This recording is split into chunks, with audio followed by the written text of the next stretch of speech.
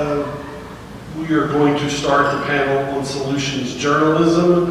With me, I have John Small, the managing editor, editor-in-chief, head flunky, managing editor of the Johnson County Sentinel, and then next to him is Professor John Smeltzer, who's the Livermore, aren't you the Livermore?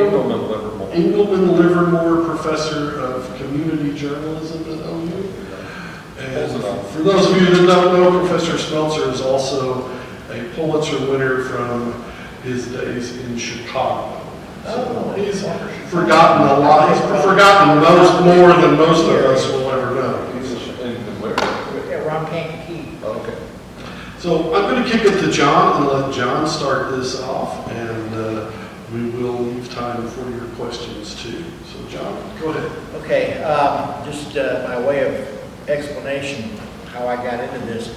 Not long after I came to work for the Johnson County Capital Democrat in the summer of 1991, my publisher, the late Ray Lawton, decided to test my mettle by throwing me what he felt was the most important assignment facing the paper at the time. And that was a project aimed at saving our local county-owned hospital.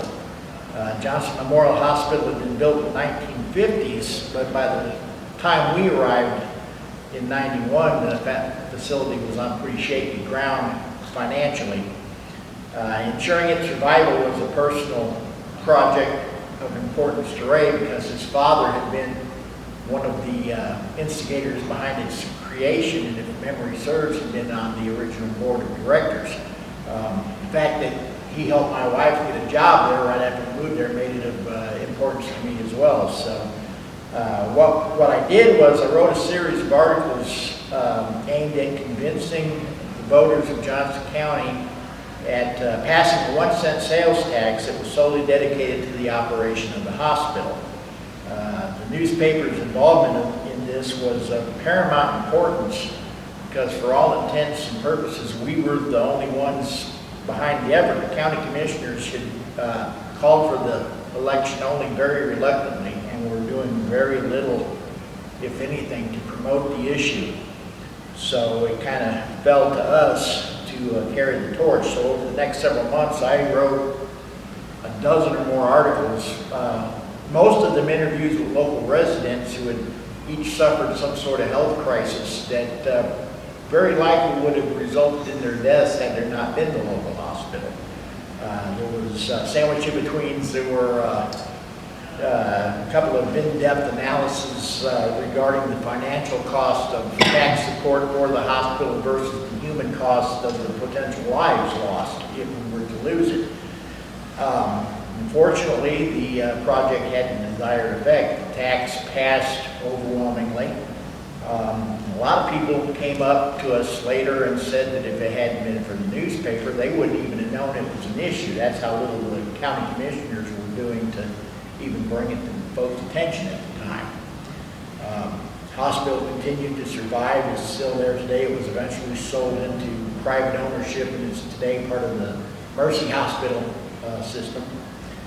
And this was my first foray into what Ray Loki always referred to as community activism journalism, which he defined as the concept that local news outlets, especially in smaller communities like ours, not only can, but should do more than simply report on things that are happening in our communities. They should participate, he liked to say, and lead by example by playing an active role in educating the readers about what might be done to improve the lives of local citizens and businesses. It was only here recently, during a conversation with my friend Mark Codner in preparation for this session, that I learned the other term for this particular brand of journalism, solutions journalism. I also discovered there's even an organization dedicated to actively endorsing this kind of journalism, the Solutions Journalism Network. It's a nonprofit that's dedicated to supporting newsrooms and journalists who share these kind of stories. Now, the network defines solutions journalism as evidence-based, solutions-oriented reporting that focuses on solutions to the world's biggest problems. And their website cites such national and international topics as global warming and the COVID-19 pandemic and things like that. The website even lists what it calls the 4 pillars of solutions journalism, which I have on a handout if anybody's interested later on. In studying this website, researching what others have written on the subject in preparation for today, I have come to understand that while solutions journalism in general deals with issues of national and global importance, its pillars and techniques can be applied to issues in our own backyards. Even though I didn't realize it at the time, it's exactly what I was doing in that series of articles about the hospital. Together and separately, myself and other members of the Capital Democrat staff, and more recently the Johnson County Sentinel staff, have used those techniques again when tackling a number, or reporting on a number of issues over the years. Everything from efforts to build a county jail and a local Veterans War Memorial to in-depth series on, multi-part series on issues like drug addiction and suicide. The latter two of which earned us some awards, both from state and national press associations. But more importantly, we learned through this kind of work just how important this aspect of our jobs were to the people reading our newspaper and who we were serving. And almost 5 years, not quite 5 years, since the Johnson County Sentinel was established as a successor publication to the Capital Democrat, we've continued to put solutions journalism to use on a number of local issues. Most recently, last year, it was the Sentinel that wound up leading a crusade against the proposed 1-cent excise tax for the planned construction of a new wastewater treatment plant. Now, the plant's needed, and efforts to build the facility are currently underway. The problem in this particular case was that the proposed tax question was unnecessarily vague as to how the money was going to be used. And we came to find out that it was the product of a then city manager who had something other than the city's best interest in mind. So we came out pretty hard against it again over a period of several articles over several months' time. And after voters rejected the tax, we again heard from a number of residents who thanked us for providing the information they felt they needed to make an informed decision. And we saw this outcome as not just a victory with regards to the specific situation, but also as, I'm reading from my notes here because I want to make sure I get this part right, also as a vivid illustration of how community newspapers can still serve as a powerful advocate for its readers and the community it serves, even in this day of social media dominance and misinformation. In my mind, that lies at the very heart of what solutions journalism should be, especially as it's practiced by the small town, hometown local press. Ray Loki taught me a great many things in the almost quarter century that I worked for him, but I think the most important lesson of all he gave me is that local journalism includes taking an active role in the community to help make the community better. Earlier I mentioned my friend Mark Codner. He's the publisher of the Newcastle Pacer. He had been invited to be a part of this today, but he was not able to attend. But he gave me a list of similar projects of his own that he's worked on over the years at various publications. In the interest of time, I'll just briefly touch on one, and that's safety issues regarding a proposed bypass of US Highway 70 that came up when he was publisher of the Medill Record. They had written a number of stories prior to the announcement that the bypass was going to happen, and first the newspaper conducted a poll and found out there were three different proposed routes. So they conducted a poll to see which the community preferred.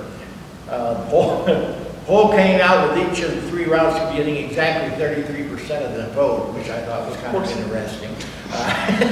But they took it a step further after that, and I'll just read a little bit from his email he sent me. In order to ensure we understood the ODOT proposal and how it might affect the area, we again invited government officials, this time the ODOT director and our area's state transportation commissioner, to tour the highway.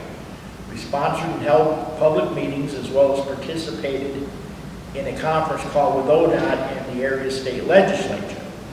The result was eventually a selection of the east route as a logical choice because of the ability to move traffic more freely along the off-ramps into the community, and also to build the bypass with less expense because of topographical features in those areas, and as well the traffic could continue on an existing east-west corridor towards Durant, which is currently being built. And he goes into a lot more detail than we probably have time to get into right now. But again, this is an example of a small local newspaper taking a lead role in a project aimed at improving life for the community that it serves. I know that there are some in our profession, because I've talked to them and we've debated it a time or two. They'll tell you that this kind of involvement by the local newspaper is unethical, that we should report on the issues and nothing more. And certainly the case can be made that some news agencies have abused the power at their disposal, particularly in matters of business and politics at times. And I certainly agree with something else that Mark Cotner had to say on the subject, that we should always be aware of the potential ethical quandaries that this brand of community journalism can create, and that as its practitioners, we should be self-aware of our personal biases and work to establish personal and office safeguards that can help ensure that we're only getting involved in such projects in good conscience.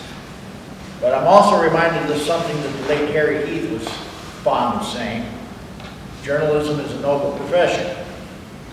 And I believe to the very core of my being that when put into practice properly for the right reasons and with the best interests of the community as a whole in mind, solutions journalism can be and should be a vital part of our profession's nobility.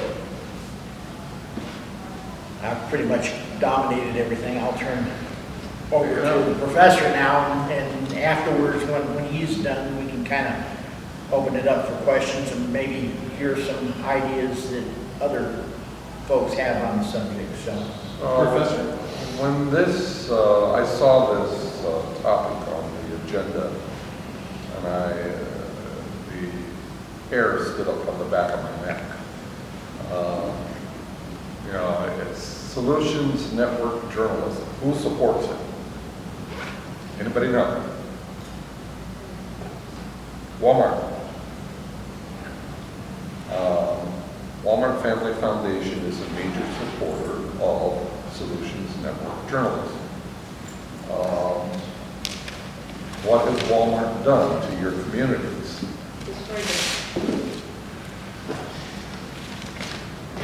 Destroyed downtown, right? So why are they in this? Why are they, and I don't have a good answer. I don't understand why they're in this area. They're handing out grants and support. I mean, there was supposed to be a network solutions, a network journalism, network solutions journalism conference at OU 2 weeks ago, and it collapsed.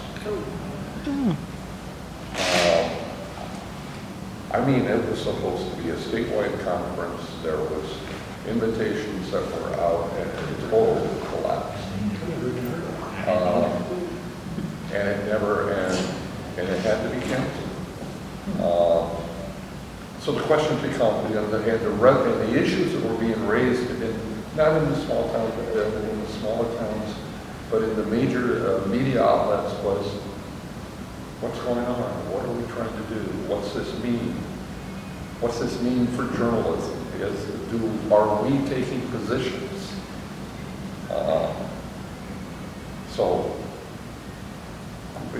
Hearst Television, which usually shows up in droves in anything that we do, Hearst Broadcasting,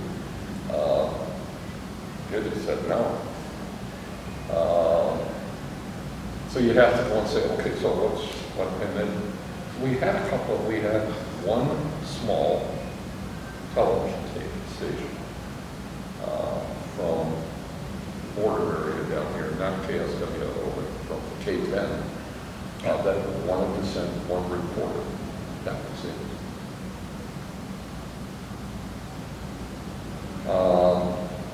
Okay, there are lots of questions about, so there's lots of things you have to think about, you know, with solutions network, solutions journalism network, and solutions journalism. Let's just leave it at that.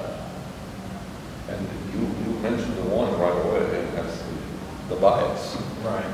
You also have to think about a conflict of interest. Do you have a conflict of interest? And, you know, does the owner of the paper have a conflict of interest? Does the owner of the radio station have a conflict? Who's got the conflict? Whose axe is being ground, in other words? So when they did that bypass story around I'm just wondering if they did an investigation as to who owned the property.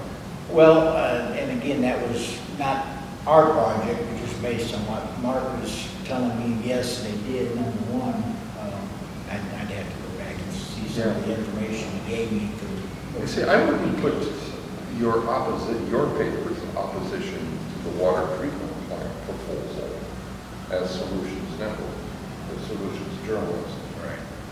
Because solutions journalism says you're proposing a solution, and you were just saying, no, there shouldn't be a penny tax. Right.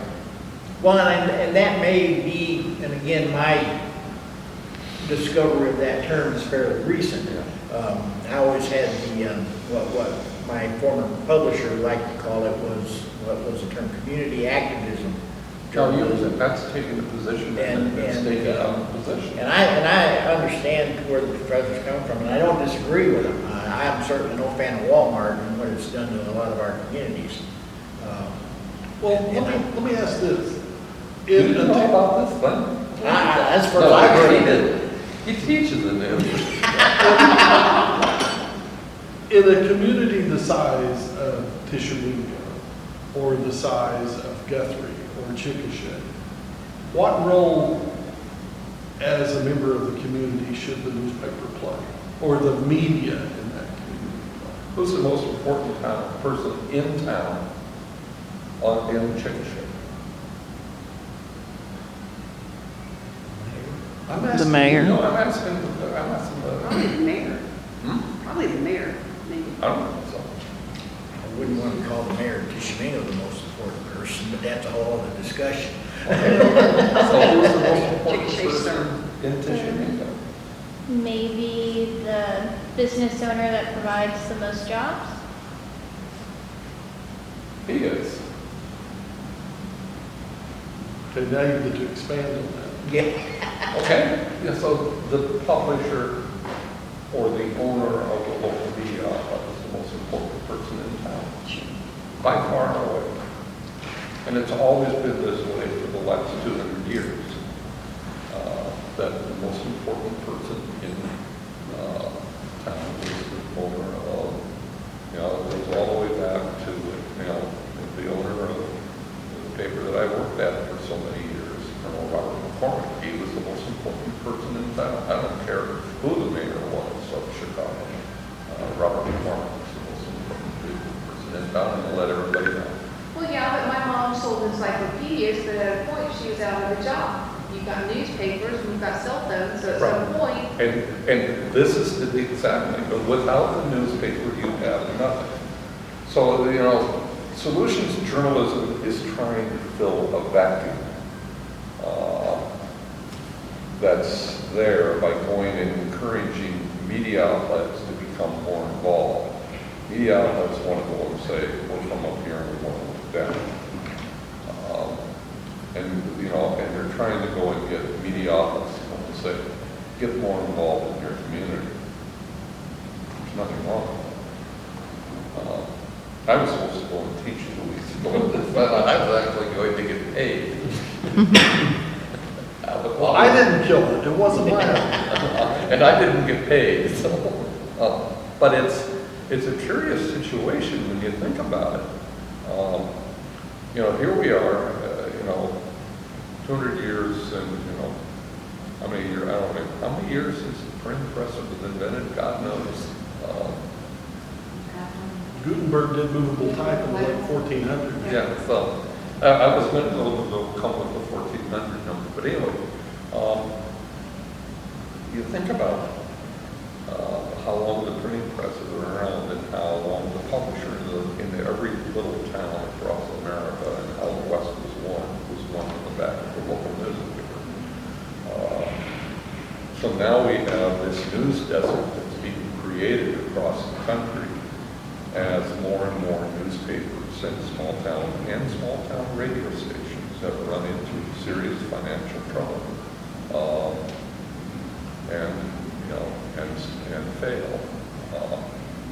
And we've seen, the stores and everything starting to roll out, and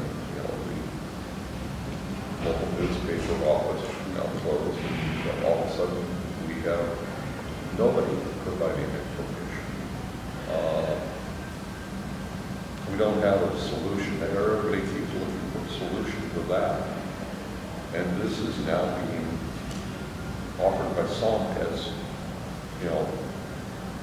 encouraging journalism to go and become more involved in its community by by getting behind and working with projects and supporting some projects. It's there's bias complaints. There's a conflict of interest complaints that arise. And you had a conflict of interest way back when you were at the hospital. Your wife worked for the hospital. Yeah, I did, but I still felt it was important in the community. But did you disclose it? Sure, everybody knew my wife worked there. It was not a secret. Did you put it in the paper? Absolutely. Okay. So he disclosed it. So everybody knew, and everybody knew that he had. But newspaper sex stands, lots of newspapers say, these are our candidates for office, and Now we're stopping doing that. we support them. Some of them are, some of them are, and some of them still do. But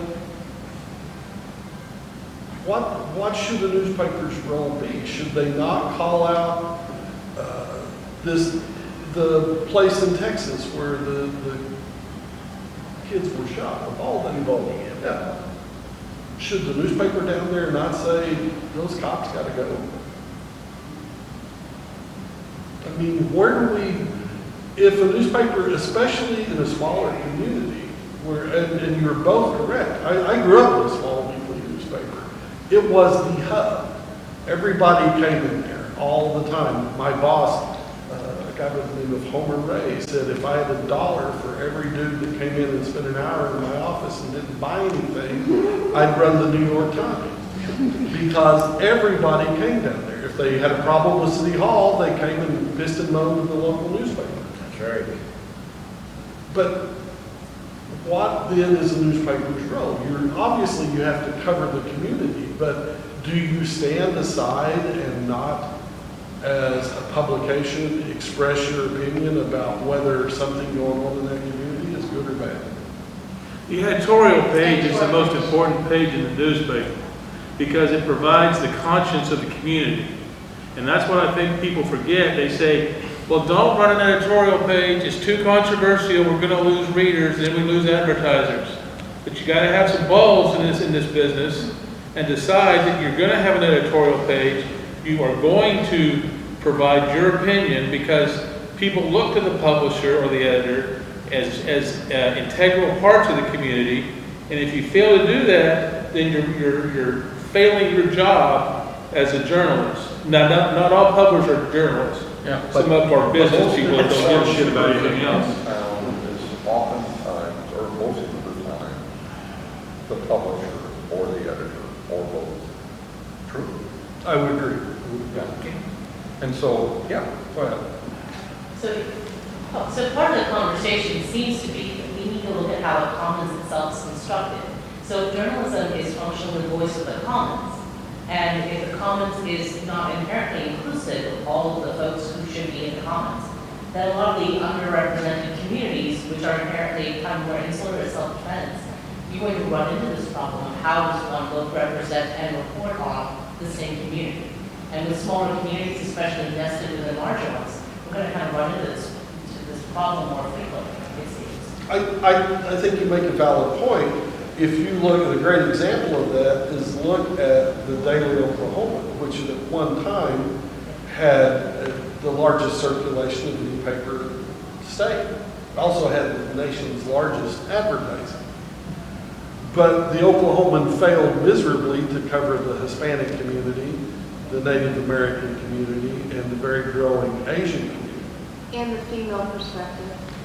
They cover one perspective. Yeah, I was just shooting fish in a barrel, but you had that one in there too, yeah. But you're right, you're right. The publisher can state its perspective or make a policy of how they're going to approach editorials. And you could say, we're going to have a unilateral one voice, or you could say, we're going to have an editorial page that opens it up to multiple views. You as the publisher have an opportunity to say, we're going to have an editorial page and it's one voice or it's all voices. However you do that, you make a policy statement. Well, I agree, but I think before you do that, I think you also have to include those communities that you're supposed to be covering. Absolutely. And that, I think a lot of newsrooms don't reflect that. Right. Go ask in the Oklahoma newsroom, how many Asian and Hispanic reporters are there? Right. There's none. And I think that's one of the things that's contributed to its decline in circulation. But my question still is, for both these guys who have years of experience and knowledge, how do we define the role now of what a publication in the community should be? How do you define it? What is that role now? Do Does it we not want exist? opinion?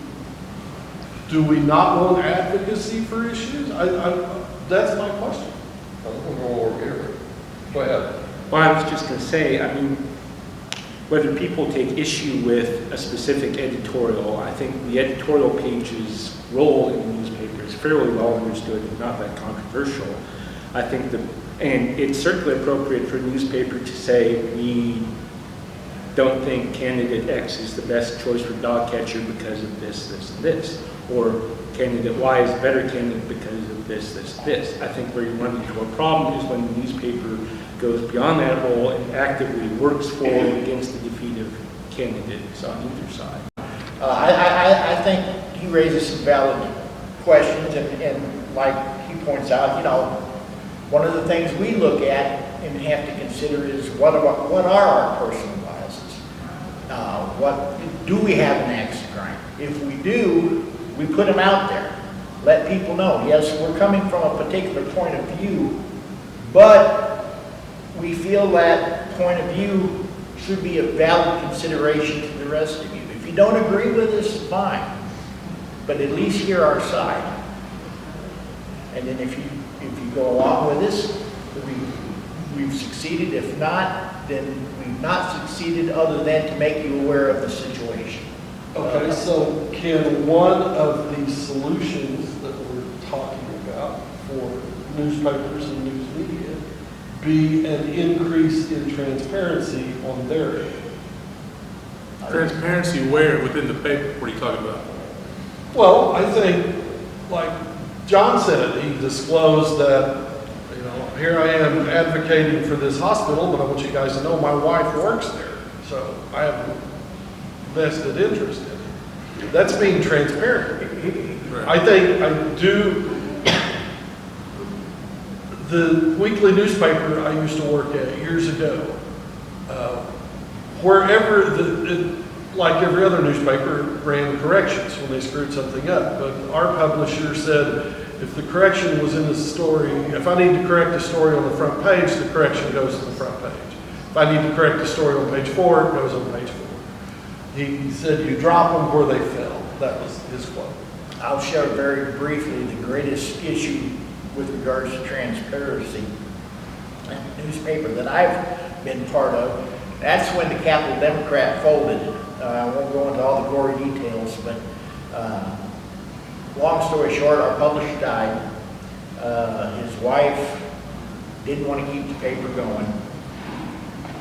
Publisher's brother, Tom Logie, and his wife, with a little bit of nudging on my part, they wanted to keep a local newspaper going because they felt, and I felt, that the local newspaper is a vital part of the community. And once the Capital Democrat was ending, we weren't going to have that local newspaper anymore.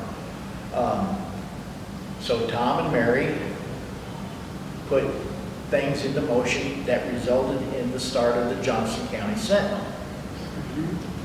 The one issue that we were concerned about at the time was the fact that Tom Logie was on the city council.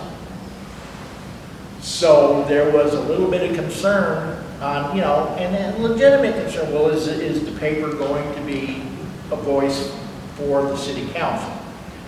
On the very first issue, Tom wrote a piece saying, I've got nothing to do with the news side. I'm simply the owner.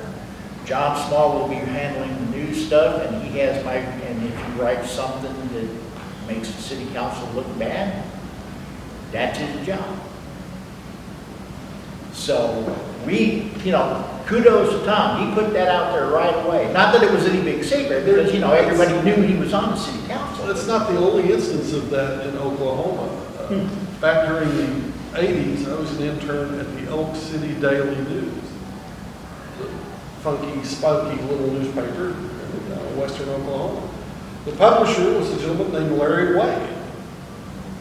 Larry Wade also served as mayor during the Elk City during the time I was an intern. And much to his credit, he did something similar. He wrote an editorial saying, I expect the newsroom to cover me just like they would any other mayor. And if I do something stupid, I expect to be called out for it. And he never, well, at least I was just there 3 months, but he never tried to influence in any way how that was covered. So I think those are good examples. You asked how to be transparent. I think those are good examples of transparency. But I think a solution, one of the solutions we could talk about, or we should talk about, not necessarily just here, but everywhere, is that if we want more readers, they have to understand exactly what we do and how we do it. And we need to be transparent about that. We have to explain how we make the sausage. And then, Yes. my experience is that kind of transparency, correct me if I'm wrong, like you say, I'm speaking from personal experience, that kind of transparency appears to be a little bit easier at the local level than, say, the Chicago Tribune or the New York Times, the big city papers. I've worked for both over the course of my career, and there is a big difference between the way our small town papers are run and the way corporate-owned newspapers are run. Right. I wouldn't go back to work for a corporate-owned newspaper if you promised me $1 million a week. I wouldn't do it. The most sleep I ever lost in a 2-year period of time was working for a corporate-owned newspaper, and I don't miss it in the least. We had, maybe I shouldn't mention this one, but since we brought it up, when I was working at the Grant Daily Democrat, which at the time was owned by Don Ray. At the time, Hollis Roberts, the chief of the Choctaw Nation, got into legal trouble. And we couldn't run any stories about Hollis Roberts and his legal trouble because, number one, Hollis Roberts was a friend of the advertising manager. Number two, the Choctaw Nation was the newspaper's biggest advertiser. I wasn't even allowed to run AP stories about Hollis Roberts' legal problems. And that was kind of I had taken that job thinking it would be a step up from the small town weekly paper in Podunk, Oklahoma. And I quickly learned that it was not a step up. In many ways, it was a step back. And that was kind of the straw that broke the camel's back. I went crawling back from the Capital Democrat. He welcomed me back with open arms, and I haven't regretted that decision in the least. I would never go back to work for a corporate newspaper because they tend to be a little bit less transparent and gleefully so in some cases from what I've seen. That's kind of an aside, I apologize, but it just kind of, just kind of kicked up in my memory there. You know, I think one of the things that I was going to focus on at the conference was, when you're talking about solutions journalism, you have to go and think about what is the problem that you're proposing to solve, and picking a public hospital, for instance, might be a pretty straightforward, easy thing to go and support or oppose. If you live in Norman or anywhere close to Norman, you noticed on I-35 a massive construction project going on at just south of Tecumseh Road. And it's a new hospital that's being built. That's being built with no one knew it was going to be built. Because the Norman transcript, for whatever reason, didn't cover the Cleveland County, what is it called?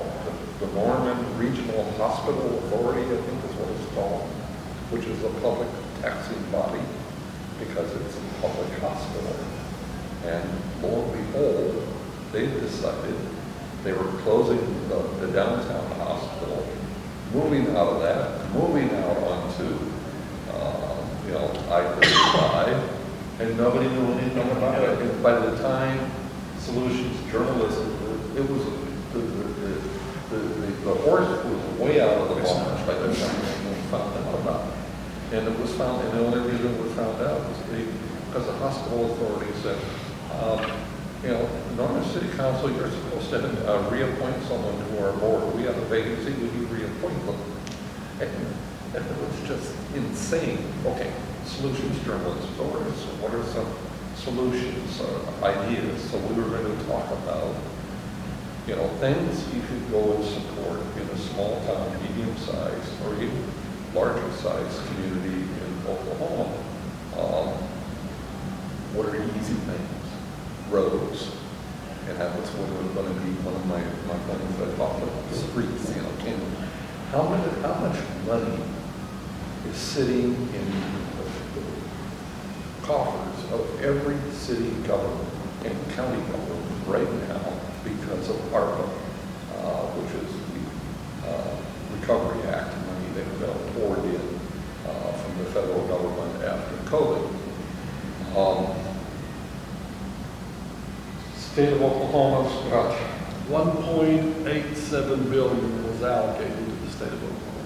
They haven't spent it. it's in the slush fund. But Huh? who has control of that? Most of it's controlled by the state legislature. Most of it's, not all, most, okay. So in the city government of, in Norman, I think there's around 90 billion just sitting there. It's like,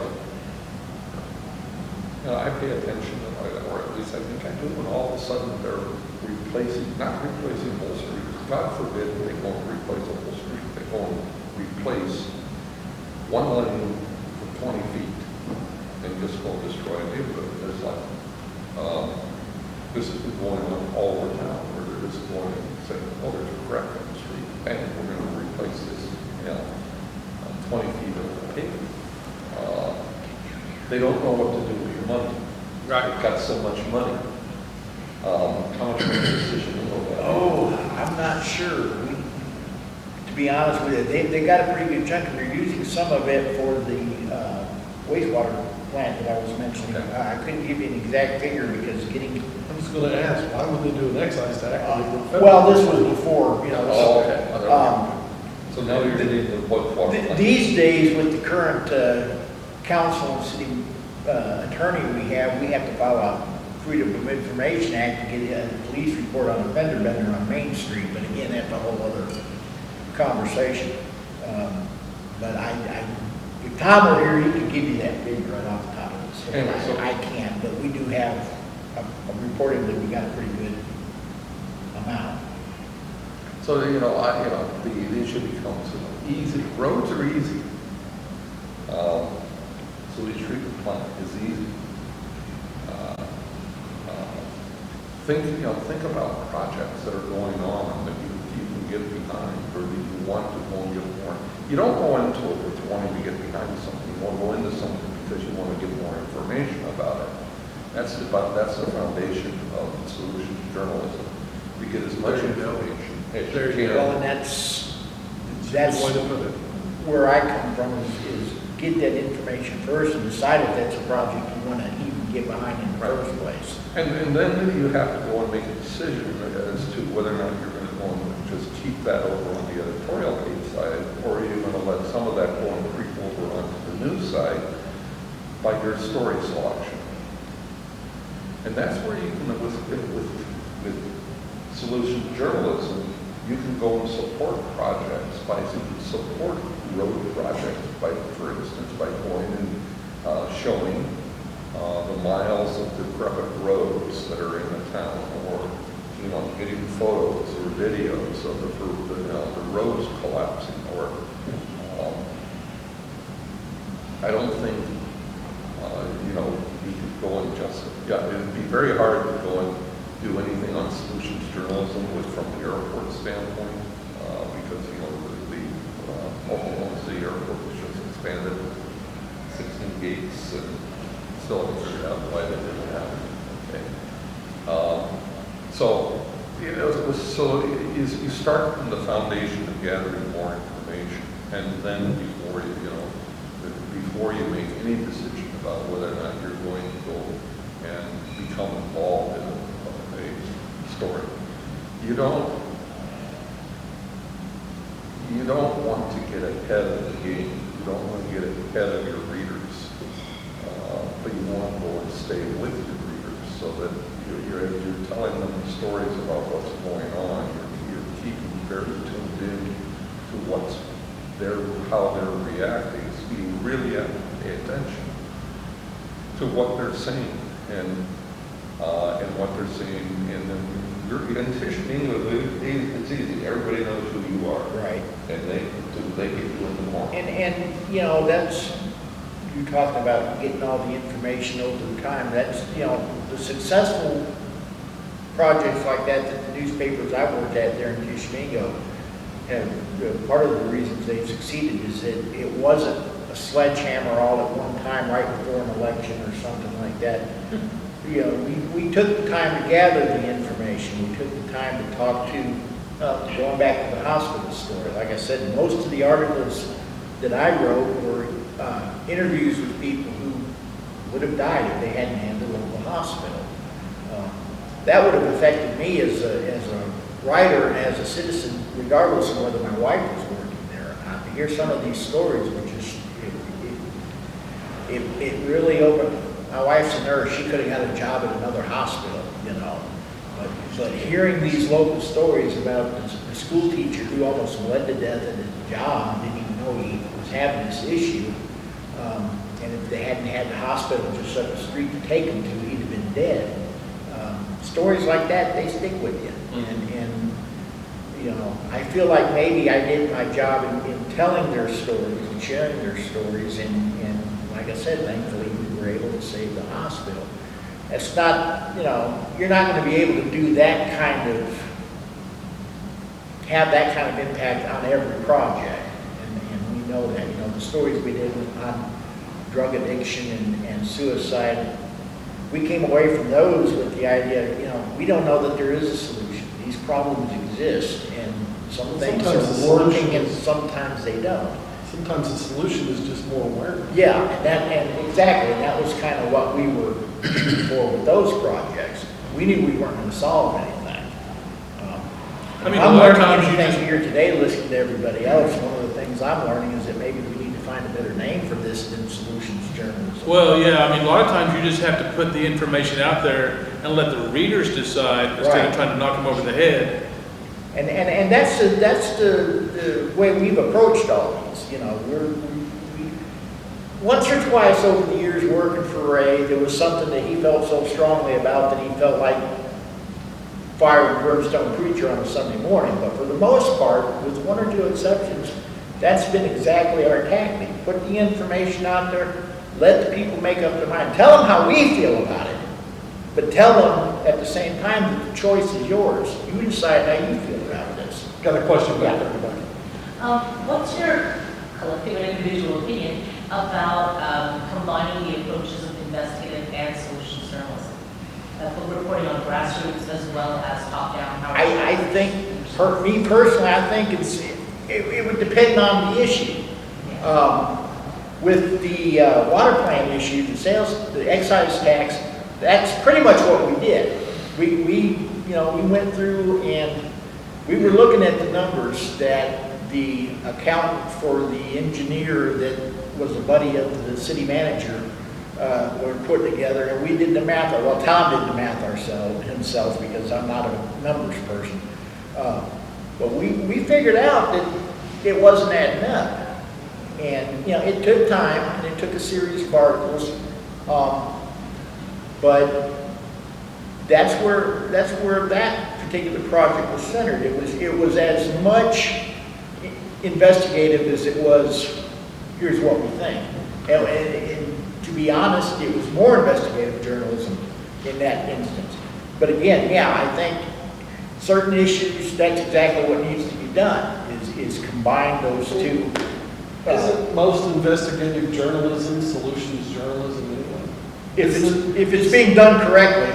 It's the journalism of outrage. Yeah. And a good investigative story does what? It pisses you off. And it also investigates power. Right? Well, it does. It checks power, Yeah. but at its very core, it makes people mad. I wrote about veterans being abused for the Journal Record. When that story hit, we got hundreds and hundreds of phone calls and emails of people pissed off. What can we do? I'm mad. I want to do something. How do you get people to act? You make them mad. That's how you can elect presidents. So isn't investigative journalism at its core solutions journalism? In a part, Isn't it? yeah. I think it is. I would agree. So, but again, it kind of depends upon the topic. True. Well, no, I think for a small town, Oklahoma media outlets, this is something that you've been doing for the last 50 years. You just don't know what you've been doing. I honestly think. And the people down in with the Solutions Journalism Network have just put a name on it and are running around the country now trying to go and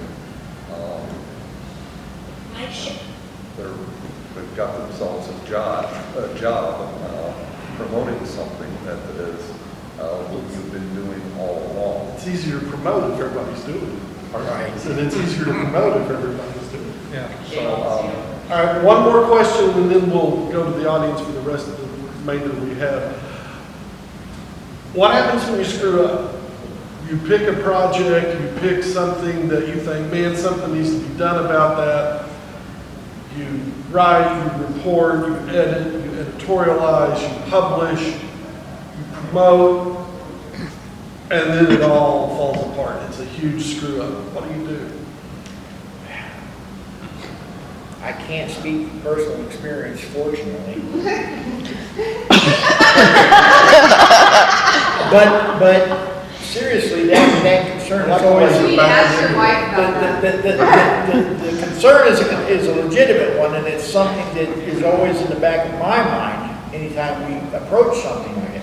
I've been very fortunate, and I appreciate the laugh, but the truth is, we've been very fortunate in that none of the projects we've tackled has had that end result. So you pick your battles So wisely. pick your battles wisely, but if it does happen, if the scenario Scott set up comes to pass, I would like to think, ego aside, that what I would do would be own up to it, admit to the people that we screwed up, We're sorry, we were wrong. Let's go on to the next thing, and hopefully we'll get it right next time. Maybe that's naive on my part, I don't know, I've been doing this for 30 years and I'm still learning. Well, it might depend on the degree of screw up too. Well, that's very true. John, what do you think? You know, if you make a mistake, you know, when people are going to cancel their subscription, they always have. They've always, and you know what? They always come back. Yes. And the people who cancel their advertising, they generally They come back eventually, too. sometimes it takes a decade, but they do. I would think part of that is, yes, own up to your mistake or mistakes, as the case may be, but not only just say, oops, screwed up, moving on, but explain as much as you can how you screwed up. Exactly. Why that led to the wrong result, and what steps you would take to prevent that from happening. Yeah, you're exactly right. Go back over what, everything you did, see if you can figure out exactly where you took some wrong information. Maybe you misinterpreted something that somebody told you in the course of an interview. Maybe it was something as simple as transposing a number in a dollar figure. I mean, there's all kinds of ways that something like that can happen despite your best efforts. I mean, we're all only human. But yeah, you're exactly right. All right, any other questions? We've got a few minutes left. Just a few. Say, was it local? I'm gonna leave that to the lone attorney in the audience. Professor Hickman. It actually won. Yay! Was it reference?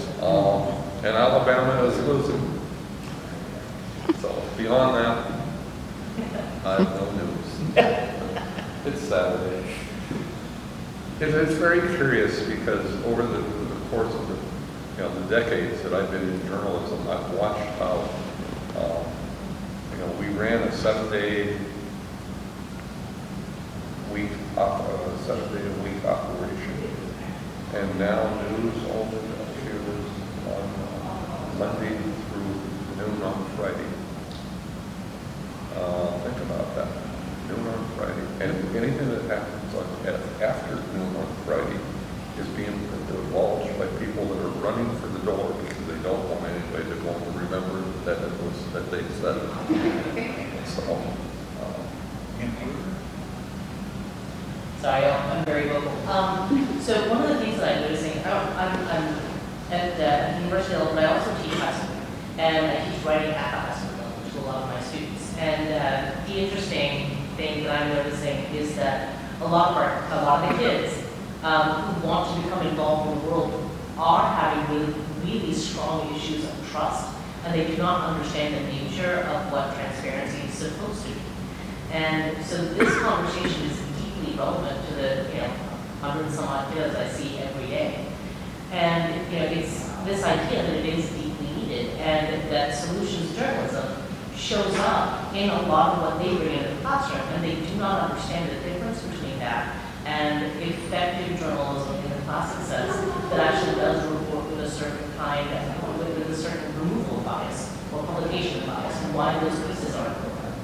And I just wanted to say thank you for the panel, because I think this is a deeply necessary conversation. Even though our kids won't necessarily hear unless I tell them about it. But I will, so there you go. I find it interesting because I teach students that are just a little older than yours. And two of the things I've noticed amongst those groups is, A, they do want to be involved and they have very distinct and passionate opinions, but they don't read. No, they don't. They don't read at all, Yeah, and they have no concept of history. right. History for them goes back to about 10 minutes ago. 2010, and that's where it stops. Yeah. Well, I talk about the moment, they have no idea what that is. We have to do something to reverse both of those trends, because non-readers and people who don't even have a basic understanding of what happened before them, that holds nightmarish problems. And apathy. Well, they're not apathetic. They'll go march for you or they'll raise hell, but they don't have They don't know where to go to get information other than TikTok, and they So don't they'll march read. for the wrong cause.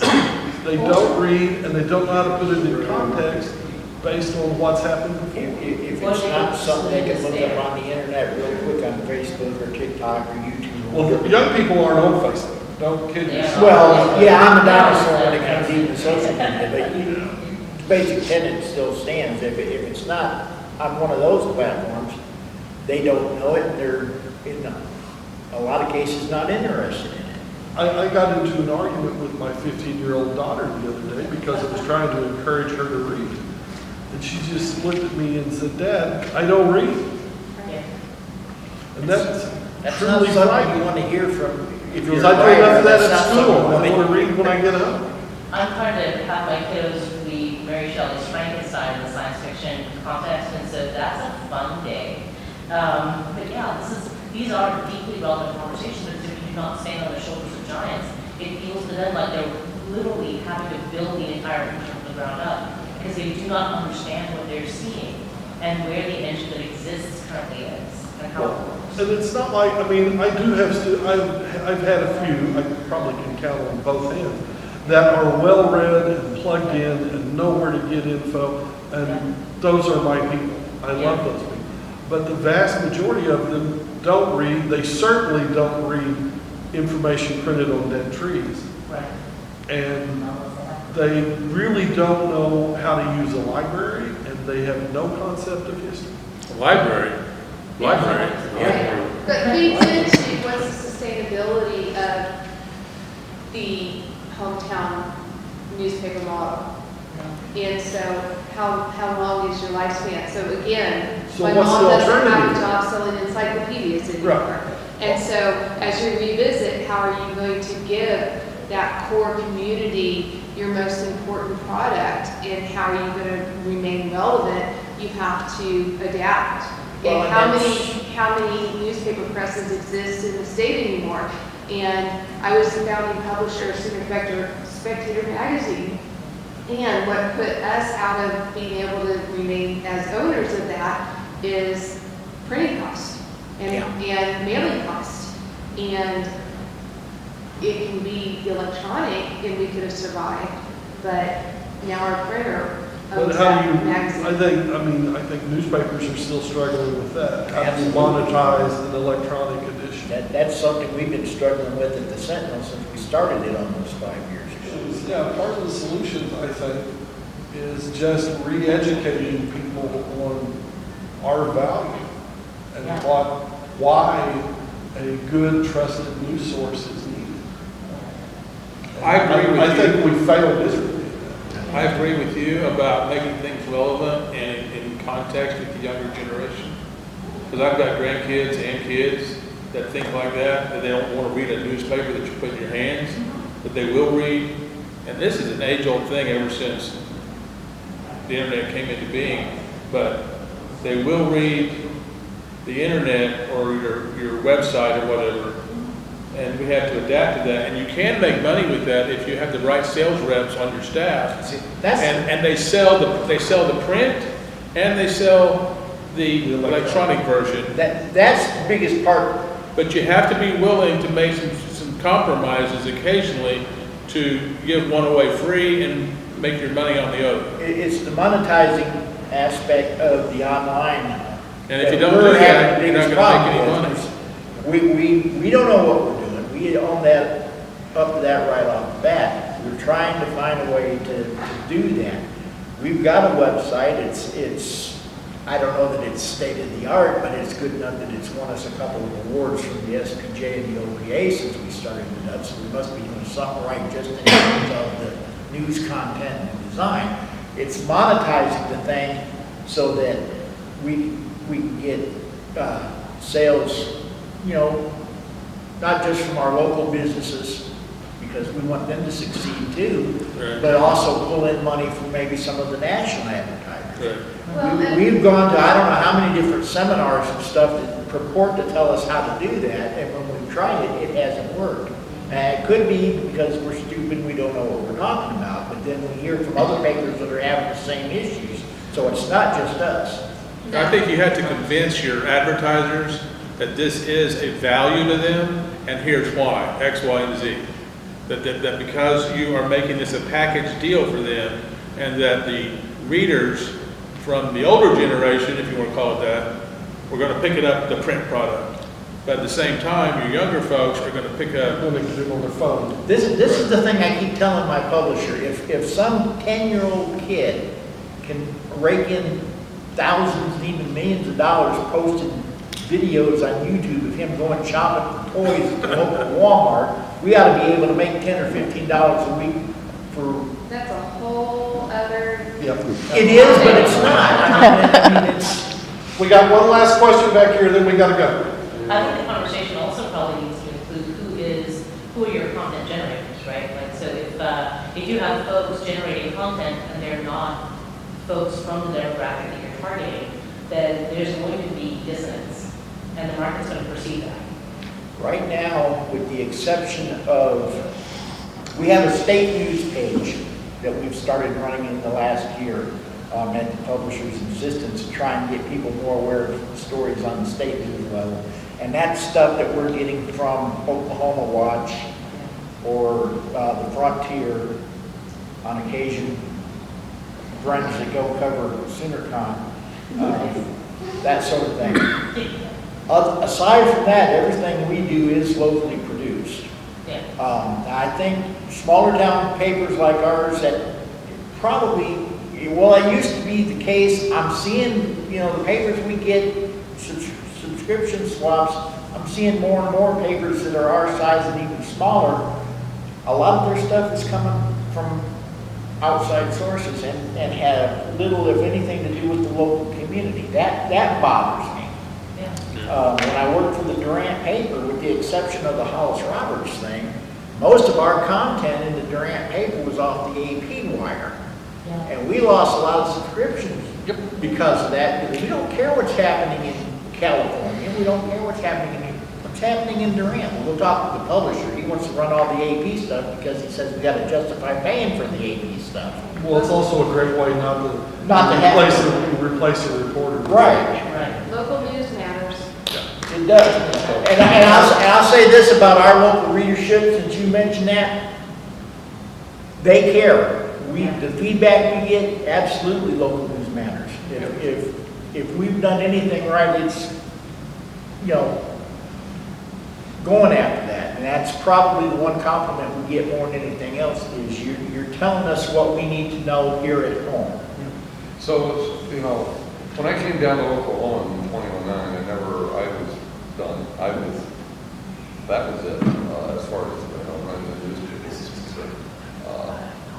And then all of a sudden, Chris Castile retired from the Oklahoma at the end of December 31, 2016. And all of a sudden, there was no one covering the delegation in Washington. And you guys and your readers had no idea what was going on. And there was this massive vacuum that was created. And so the delegation on their own began writing columns and sending them out, trying to fill the void. Inasmuch Foundation came to us and asked us to go and set up a news operation, something I never ever wanted to go and do. And so, but now we run a wire service called Gaylord News that supplies content to 60-odd publishers and TV stations across the state. We've run some of your stuff. And it's all local. It's some of the battle that you have to get through these local, and I've had the battle with publishers up in, I won't go to town. But where I've had to go and explain to them, they said, well, it's not local. It's not, it's about stuff that's going on in Washington. I said, excuse me, That's as local as you can get. Right. And I said, that's your congressman, that's your senator.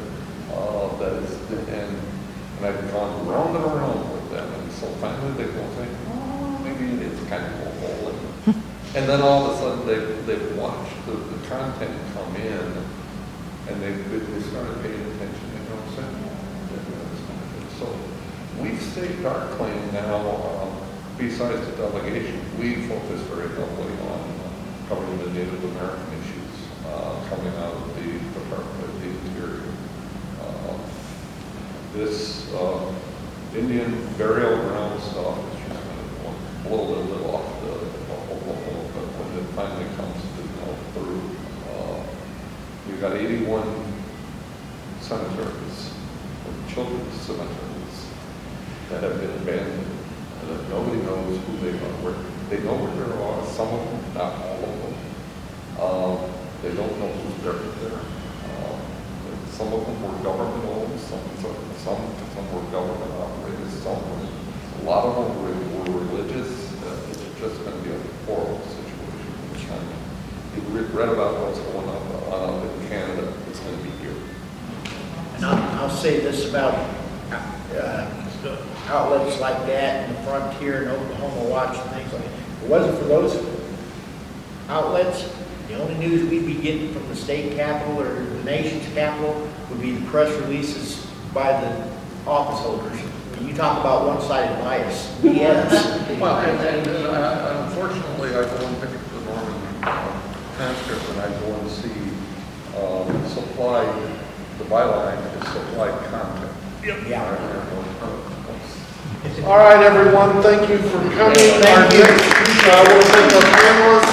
Our next program is at 4 o'clock.